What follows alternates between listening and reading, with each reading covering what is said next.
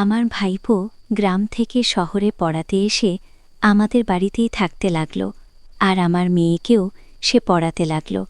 কিন্তু একটা কথা আমি কিছুতেই বুঝতে পারতাম না, আর সেটা হলো এই যে সে প্রত্যেকদিন বিকেলবেলা হলেই ঘরের দরজা বন্ধ করে দিত কেন, আর কি জানি বন্ধ ঘরের ভেতরে সে কি করত। একদিন আমি ওর ঘরে লুকিয়ে গেলাম, আর এরপর এটা দেখে আমার নিজের চোখকে আমি নিজেই বিশ্বাস করতে পারলাম না যে সে আমার দাদা যখনই বাইরে যেত বৌদি কোনো ছেলের সাথে ভিডিও কলে কথা বলতো। একদিন আমি বৌদির বাথরুমে ক্যামেরা লাগিয়ে রেখেছিলাম, তারপর যা রেকর্ড হয়েছিল তা দেখে আমি চিৎকার করে উঠলাম। মানুষ সব কিছু সহ্য করতে পারে, কিন্তু সম্পর্কের মধ্যে প্রতারণা সহ্য করতে পারে না। আমার সাথেও তাই হয়েছে। আমি ভণ্ডামিকে ঘৃণা করতাম। আমি আমার জীবনে দুজনের প্রেমে পড়েছিলাম এবং তাদের দুজনেরই এমন রূপ দেখেছিলাম যে আমি যেন আমার জ্ঞান হারিয়ে ফেলেছিলাম। কান্নায় আমার চোখ পাথর হয়ে গিয়েছিল, আমার মন ভেঙেছিল, আমার হৃদয় কাঁপছিল, আমার চোখ বন্ধা হয়ে গিয়েছিল। আমার চোখ থেকে এক ফোঁটাও জাল ঝরত না, কাঁদতেও চাইনি, কারণ আমি যা দেখেছি তাতে সন্দেহের কোনো অবকাশ নেই। আমি নিজের চোখে যে জঘন্য খেলা দেখছিলাম তা নিয়ে আমি সিদ্ধান্ত নিয়েছিলাম। সিদ্ধান্ত নেওয়া কঠিন ছিল না। সেই দৃশ্য আজও চোখের সামনে ভেসে উঠতে থাকে। যেখান থেকে জীবনের শুরু হয়েছিল সেখান থেকেই ডায়েরির পাতা পাল্টে যেতে থাকে। এটা আমার বড় দাদার বিয়ে ছিল এবং আমি খুব খুশি ছিলাম। আমার মনের ইচ্ছা পূরণ হচ্ছিল, কারণ আমার বাড়িতে খুব সুন্দরী বৌদি আসছে। কাজল বৌদি দেখতে লাখে একজন ছিল, মোমের পুতুলের মতো। সত্যি কথা বলতে কি, আমি বৌদির প্রেমে পড়েছিলাম। আমি আমার বৌদিকে পছন্দ করেছিলাম। আমার বন্ধুর বড় বোনের বিয়েতে তাকে আমি প্রথম দেখেছিলাম। সে তার বোনের বন্ধু ছিল। আমি আমার বন্ধুর বোনকে বৌদির সম্পর্কে জিজ্ঞাসা করলাম। তার কাছ থেকে তার বাড়ির ঠিকানা নিয়ে আমার একমাত্র ভাইয়ের আত্মীয়কে নিয়ে আমার মায়ের সাথে তার বাড়িতে পৌঁছে গেলাম। মনে মনে ঈশ্বরের কাছে প্রার্থনা করেছিলাম যেন এই সম্পর্কটি নিশ্চিত হোক। আমার ভাই খুব ভালো ছিল। আমাদের বাড়ির অবস্থা ওদের থেকে ভালো ছিল।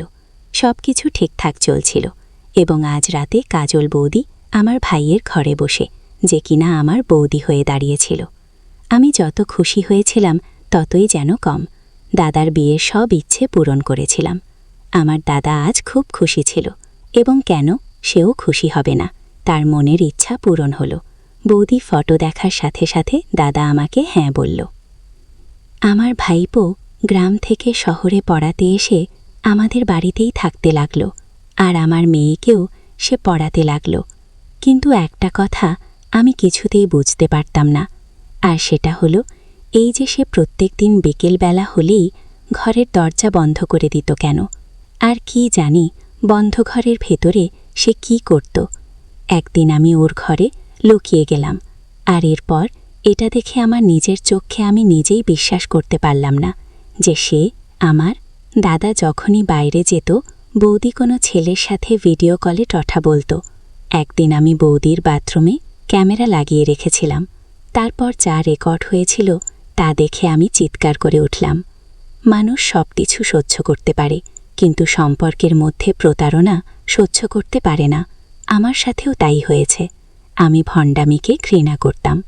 আমি আমার জীবনে দুজনের প্রেমে পড়েছিলাম এবং তাদের দুজনেরই এমন রূপ দেখেছিলাম যে আমি যেন আমার জ্ঞান হারিয়ে ফেলেছিলাম। কান্নায় আমার চোখ পাথর হয়ে গিয়েছিল, আমার মন ভেঙেছিল, আমার হৃদয় কাঁপছিল, আমার চোখ বন্ধা হয়ে গিয়েছিল। আমার চোখ থেকে এক ফোঁটাও জাল ঝরত না, কাঁপতেও চাইনি, কারণ আমি যা দেখেছি তাতে সন্দেহের কোনো অবকাশ নেই। আমি নিজের চোখে যে জঘন্য খেলা দেখছিলাম তা নিয়ে আমি সিদ্ধান্ত নিয়েছিলাম। সিদ্ধান্ত নেওয়া কঠিন ছিল না। সেই দৃশ্য আজও চোখের সামনে ভেসে উঠতে থাকে। যেখান থেকে জীবনের শুরু হয়েছিল সেখান থেকেই ডায়েরির পাতা পাল্টে যেতে থাকে। এটা আমার বড় দাদার বিয়ে ছিল এবং আমি খুব খুশি ছিলাম। আমার মনের ইচ্ছা পূরণ হচ্ছিল, কারণ আমার বাড়িতে খুব সুন্দরী বৌদি আসছে। কাজল বৌদি দেখতে লাখে একজন ছিল, মোমের পুতুলের মতো। সত্যি কথা বলতে কি, আমি বৌদির প্রেমে পড়েছিলাম। আমি আমার বৌদিকে পছন্দ করেছিলাম। আমার বন্ধুর বড় বোনের বিয়েতে তাকে আমি প্রথম দেখেছিলাম। সে তার বোনের বন্ধু ছিল।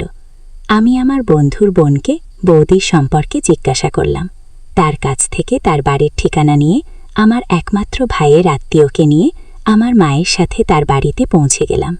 মনে মনে ঈশ্বরের কাছে প্রার্থনা করেছিলাম যেন এই সম্পর্কটি নিশ্চিত হোক। আমার ভাই খুব ভালো ছিল। আমাদের বাড়ির অবস্থা ওদের থেকে ভালো ছিল। সবকিছু ঠিকঠাক চলছিল এবং আজ রাতে কাজল বৌদি আমার ভাইয়ের ঘরে বসে, যে কিনা আমার বৌদি হয়ে দাঁড়িয়েছিল। আমি যত খুশি হয়েছিলাম ততই যেন কম। দাদার বিয়ের সব ইচ্ছে পূরণ করেছিলাম। আমার দাদা আজ খুব খুশি ছিল এবং কেন সেও খুশি হবে না, তার মনের ইচ্ছা পূরণ হলো। বৌদির ফটো দেখার সাথে সাথে দাদা আমাকে হ্যাঁ বলল আর বলল, সুমন, তুমি তোমার উঠোনে চাঁদের টুকরো সাজানোর চেষ্টা করেছ। আমার বৌদি ছিল লাখে একজন। আমার ভাই দেখতে খুব একটা ভালো ছিল না এবং আমাদের 3 বোনের চেয়ে বড় ছিল। আমার বাবার মৃত্যুর পর দাদাই আমাদের দেখাশোনা করেছিলেন। আমার বড় 2 বোনের বিয়ে দেওয়ার ব্যাপারে তার বয়সও প্রায় 40 বছর হয়ে গিয়েছিল এবং আমার বৌদির বয়স ছিল 25 বছর। আমার বড় বোন আমার বৌদিকে তার ঘরে বসিয়ে তার বাড়ি চলে গেল। আমরা সবাই বিয়ের অনুষ্ঠানের জন্য ক্লান্ত ছিলাম বলেই ঘুমিয়ে পড়েছিলাম। আমি যখন জল খেতে বের হলাম তখন দাদাকে হলঘরে সোফায় ঘুমাতে দেখে চমকে উঠলাম। দাদা হলের সোফায় কেন ঘুমাচ্ছিল? ভাবলাম দাদাকে জাগাই, কিন্তু তারপর ভাবলাম ভুল। আমি জল খেয়ে আমার ঘরে গেলাম, কিন্তু আমার চোখ থেকে ঘুম চলে গেল। রাতে তো দাদা খুব খুশি হয়ে নিজের ঘরে গেল এবং এই সময় হলের সোফায় এই জিনিসটা বুঝতে পারলাম না। তারপর আমি ভাবলাম হয়তো যা ভাবছি আমি সেটা সেরকম নয়। আমি মাথা নেড়ে ঘুমানোর চেষ্টা করলাম, কিন্তু আমি যখন সকাল 9টায় উঠে বাইরে আসি তখন আমার দাদা আমার মায়ের সাথে বসেছিল। তারা কি কথা বলছিল কি জানি। আমাকে দেখে তিনি চুপ হয়ে গেলেন, তার মুখে কষ্ট ছিল। রাতে আমার ভাইয়ের মুখে যেই খুশি ছিল এখন তার মুখটা আর সেটা নেই। মা আমাকে দেখে বলতে লাগলো, যাও সকালের খাবার বানাও। আমি রান্নাঘরে গেলে দাদা আর মা আবার কথা শুরু করে দিল। আমার সমস্ত মনোযোগ তাদের কথাই ছিল, কিন্তু তাদের কথা আমার কাছে পৌঁছাতে পারছিল না। সকাল 10টায় আমি টেবিলে জলখাবার রেখেছিলাম, আর সেই সময় কাজল বৌদিও রেডি হয়ে ঘর থেকে বেরিয়েছিল।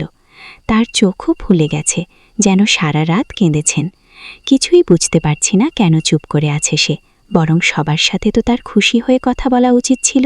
বৌদি ঠিকমতো খাবার না খেয়ে নিজেই ঘরে চলে গেল। রিসেপশনে বৌদির মুখটা আমি খেয়াল করেছিলাম। বৌদি একবারও হাসেনি সেদিন। মায়ের মন মেজাজও খারাপ মনে হচ্ছিল। মা বাড়ি ঢুকতেই দাদার ঘরে চলে গেল, যেখানে আগে থেকেই দাদা বৌদি বসেছিল। আমিও সেই ঘরে কান পেতে কথা শোনার চেষ্টা করছিলাম, যেখান থেকে কথার আওয়াজ আসছিল, কিন্তু বোঝা গেল না ব্যাপারটা কি। আধ ঘন্টা পর মা রেগে ঘর থেকে বেরিয়ে এলো। মা আমাকে ঘরের আশেপাশে হাঁটতে দেখে আমার উপর খুব রেগে গেল যে আমি কেন গোয়েন্দাগিরি করছি। মা বলতে শুরু করলো, করার চেষ্টা করছো, নিজের ঘরের ভেতরে যাও, আর খবরদার যদি কখনো এই ঘরের চারপাশে তোমায় দেখেছি। আমি আমার ঘরে ফিরে গেলাম। বিয়ে নিয়ে হইচই শেষ হয়ে গিয়েছিল, কিন্তু কাজল বৌদি আমার সাথে 5 মিনিটও কথা বলার দরকার পর্যন্ত মনে করেনি। সে তার ঘরেই বেশিরভাগ সময় কাটাতো, আর রাতেই ঘরের বাইরে বেরোতো। দাদা যখন বাড়ি আসত সেও আমাদের সবার সাথে একসাথে খাবার খেত, কিন্তু সে কথা বলতো না। আর আমার দাদার বিয়ে হবার পর থেকে আমার দাদা কথা বলতে আর হাসতে ভুলে গিয়েছিল। না জানি খাওয়ার সময়ও কি চিন্তায় দাদা মগ্ন থাকতেন। যখনই তার মনমোড়া মুখ দেখতাম খুব খারাপ লাগতো, খুব হাসি খুশি মুখ ছিল তার। আমাদের সাথে বৌদির একটাই সম্পর্ক ছিল যে সে দুবলা খাবার রান্না করত। আমার বিবাহিত বোনেরা বাড়িতে এলেও বৌদি সরাসরি তাদের সাথে কথা বলতেন না। ব্যাপারটা এটাই ছিল না। একবার আমার চোখে যা দেখেছি আমি নিজের চোখকে বিশ্বাস করতে পারছিলাম না। একবার সন্ধ্যায় চা বানাচ্ছিলাম। আমি ভেবেছিলাম এটা আমি মায়ের জন্য আর নিজের জন্য তৈরি করছি। তারপর ভাবলাম বৌদির জন্য। সে হয়তো এই বাড়িতে মানিয়ে নিতে পারছে না, আমি বরং তার সাথে বন্ধুত্ব করি। ওদের জন্য একটা ট্রেতে 2 কাপ চা, বিস্কিট আর স্ন্যাক্স রেখে বৌদির ঘরের বাইরে গিয়ে দাঁড়ালাম। দরজায় টোকা দেওয়ার আগেই বুঝলাম বৌদি কারো সাথে কথা বলছে আর হাসছে। সে যেন ভালোবেসে কথা বলছে আর হাসছে। কথা শুনে আমার চোখ দিয়ে জল ঝরতে লাগল। খুব আদর স্নেহে আমি বৌদিকে বিয়ে দিয়ে বাড়ি এনেছিলাম। আমি তো ভাবছিলাম সে নতুন পরিবেশে মানিয়ে নিতে পারছে না, হয়তো এটা আমার ভুল ছিল, ব্যাপারটা অন্য কিছু। যাই হোক না কেন, ব্যাপারটা খুবই লজ্জাজনক ছিল। আমি সেখান থেকেই ফিরে এলাম। চা রান্নাঘরে এনে রেখে দিলাম। আমার দাদার নীরবতার কারণ আমি বুঝতে পেরেছিলাম। আমার হৃদয় যেন ভেঙে গিয়েছিল। এখন আমার সুন্দরী আর মিষ্টি বৌদি বিষ মনে হচ্ছিল। এমন সৌন্দর্য কী কাজের, যা তার স্বামীর জন্যই যদি না হয়? আমি আমার দাদার দুঃখ আর নীরবতার কারণ হয়েছি। আমি আমার বৌদির সৌন্দর্য দাদাকে দেখালাম। সেই সৌন্দর্য ভাইয়ের সুখ কেড়ে নিল। ভাবলাম আমি নিজে এখন আমার বৌদির সাথে কথা বলবো। আমি আমার বৌদির সাথে কথা বলতে চাইলে সে রাগ করে বলতে থাকে, আমার অসহায়তা ছিল শুধু আমার বাবার উপার্জন, নইলে তোমার দাদার মতো কাউকে আমি মুখ তুলেও দেখতাম না। যদি নিজের দাদার সাথে কখনো আমাকে তুলনা করো, তাহলে তুমি বুঝতে পারবে যে সে কতটা কুৎসিত। বৌদির মুখ থেকে সব শুনে আমি তার ঘর থেকে বেরিয়ে এলাম। আমার দাদার হতাশার কারণ বৌদির এমন কথাও হতে পারে। আমি আমার দাদার সাথে চোখে চোখ পর্যন্ত রাখতে পারতাম না লজ্জায়। আমি আমার বৌদির সাথে আর কথা বলিনি। আর তখন থেকেই আমার বিয়ের কথা শুরু হয়েছিল। সম্বন্ধটা ভালোই ছিল, তাই দেরি না করে আমার মা বাবা সেটা মেনে নিলেন। কিন্তু বিয়েটা হবে 6 মাস পরে হবার কথা হলো। বিকাশ তখন ছোট ছেলে। আমার বাগদানের দিন আমার বৌদি খুব ভালোভাবে তৈরি হলো। পুরো পরিবারের সামনে তাকে খুব খুশি দেখাচ্ছিল। মনে হচ্ছিল যেন সে বাড়ির সমস্ত কাজ সামলেছে, আর আমার দাদার সাথেও খুব ভালো আছে। এই মহিলার ব্যবহার সত্যি আশ্চর্যজনক ছিল। আমি বিকাশের সাথে বাগদান করেছিলাম। রাতে ঘুমানোর সময় একবার মনে হলো হলের মধ্যে কেউ কথা বলছে। আমি উঠে বসলাম। দরজাটা একটু ঘুরে দেখে অবাক হয়ে গেলাম। দেখলাম যে আমার বৌদি ভিডিও কলে কারোর সাথে মৃদুস্বরে কথা বলছে। হলে একটা বাল্ব জ্বলছিল, আর সে হাসতে হাসতে কারোর সাথে কথা বলছিল। আমার বৌদি যেখানে সোফায় বসে আছে, আমি ঘর থেকে বেরোলেই ঠিক আমাকে দেখতে পেত। আমি আমার কান বাইরে পেতে সেই সময় চুপচাপ শুনতে চাইছিলাম যে সে কার সাথে কথা বলছে। অন্য কণ্ঠটা ছিল এক যুবকের। আমার বৌদি আমার দাদাকে নিয়ে এ আর কি করছিল। সেদিন সে বলছিল, আমি আমার স্বামীর কি উদাহরণ দেব? আমি চাঁদ, আর সে আমার সৌন্দর্যের কালো দাগ। আমি তাকে দেখে বিরক্ত হই, তাকে ঘৃণা করি। আমি এখনও আমাকে স্পর্শ করার অনুমতিই তাকে দিইনি। আমি জানতাম আমার দাদার সৌন্দর্যে কম, কিন্তু আজ পর্যন্ত আমি কোনো মেয়ের দিকে তাকে চোখ তুলে তাকাতে দেখিনি। এটা কেমন মেয়ে যে আমার দাদার সুন্দর মন সে দেখতে পায়নি? আমি আমার বন্ধুদের বলছিলাম, আমার বৌদি খুব সুন্দর, কিন্তু চরিত্র কি হবে? স্বামী থাকতেও সে গোপনে অন্য ছেলের সাথে কথা বলে বেড়ায়। আমি কখনো ভাবিনি যে এমন একজন মহিলা হবে আমার বৌদি। আমার পছন্দের ওপর আমার আফসোস হয়েছিল। কদিন পর আমি লক্ষ্য করলাম আমার বৌদির মনোভাব বদলাতে শুরু করে। সে দাদার সাথেও ঠিকঠাক কথা বলছিল, মায়ের সাথেও ভালোভাবে কথা বলছিল, কিন্তু আমার দাদা একই ছিল। তার জিভ তাকে কিছু বলতে দিচ্ছিল না। আমার বিয়ের দিন যতই ঘনিয়ে আসছিল, আমার বৌদি সব কাজে নিজে থেকেই এগিয়ে এসে অংশগ্রহণ করছিল। সে নিজেই আমার বিয়ের কেনাকাটা করছিল এবং বিয়ের প্রস্তুতি নিচ্ছিল। যখনই দেখি দাদার সাথে বৌদির ব্যবহার বদলেছে যাচ্ছে, তখন আমার মনে হয় সব ঠিক আছে। কিন্তু যখন দাদাকে চুপচাপ আর মনমরা দেখতাম, তখন মনে হতো কিছুই ঠিক নেই, কোথাও নিশ্চয়ই কিছু ভুল আছে। সেই সব টেনশনের মধ্যেই বিকাশের সাথে আমার বিয়ে হয় এবং আমি তার বাড়িতে চলে আসি। আমার শাশুড়ি শ্বশুর তার দাদার সাথে অন্য শহরে থাকতেন এবং আমার বিয়ের পরপরে তারা দাদার সাথে শহরে ফিরে যান। আমি আর বিকাশ একা থাকতাম।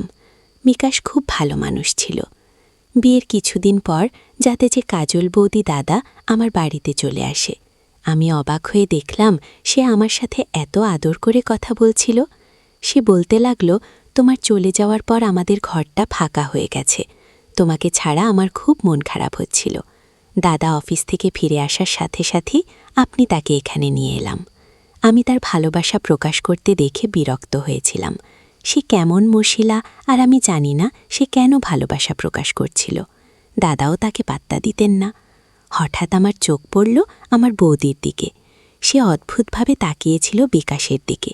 আমি অবাক হয়ে গেলাম আমার বৌদির চোখে দীপ্তি দেখে। তার মুখের হাসি দেখার মতো ছিল। বিকাশ দাদাকে জড়িয়ে ধরে বলছিল, সুমন বাড়িতে একা থাকে, যখনই তোমার মন চায় চলে আসবে। বিকাশের কথা শুনে কাজল বৌদি বলে, কেন নয়, আমি তো অবশ্যই আসব, আমার তো ননদকে ছাড়া একদম ভালো লাগে না। এসব শুনে আমি অবাক হয়ে গেলাম। বৌদির ভালোবাসা আমি প্রথম দেখছিলাম। দাদা বৌদিও আমাদের সাথে খাবার খেত। কিছুদিন পর যখন নাকি আমার বাবার বাড়িতে গেলাম, তখন আমার মা খুব অসুস্থ, আর এতটাই যে আমার মা পৃথিবী ছেড়ে চলে গেল। এই খবরটি আমার জন্য একটা বড় ধাক্কা ছিল। কাঁদতে কাঁদতে আমার অবস্থা খারাপ হয়ে